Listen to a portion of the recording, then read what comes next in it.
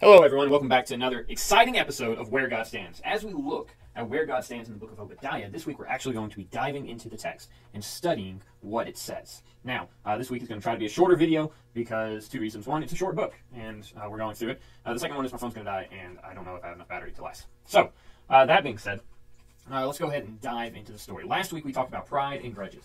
Now, this week we're continuing that conversation of pride, but we're moving from a different perspective of it. Look at verses 3 and 4 of Obadiah, the only chapter. The pride of your heart has deceived you. You who live in the cleft of the rocks, in your loyalty dwelling, who say in your heart, who will bring me down to the ground? Though you soar aloft like the eagles, though your nest is set among the stars, from there I will bring you down, declares the Lord.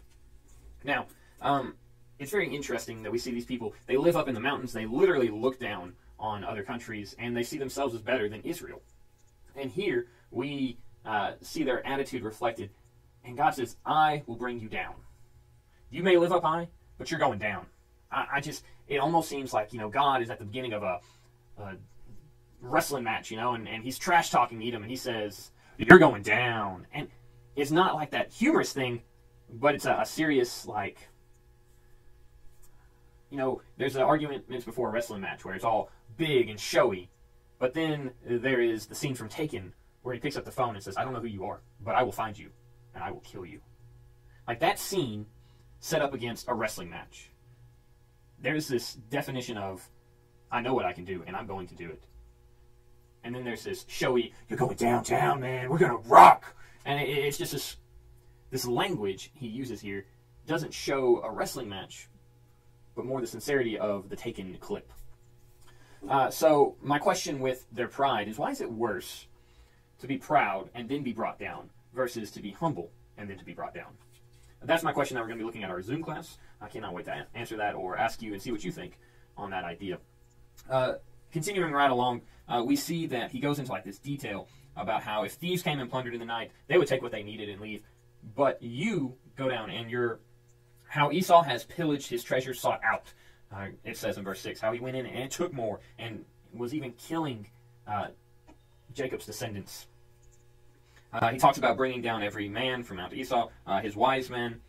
And then we go into verses 10 through 14, and we get this idea of what he did wrong. And it's directed at Edom. Because of your violence done to your brother Jacob, shame shall cover you, and you shall be cut off forever. On the day that you stood aloof, on the day that strangers carried off his wealth and foreigners entered his gates and cast lots for Jerusalem, you were like one of them. But do not gloat over the day of your brother, in the day of his misfortune. Do not rejoice over the people of Judah in the day of their ruin. Do not boast in the day of distress.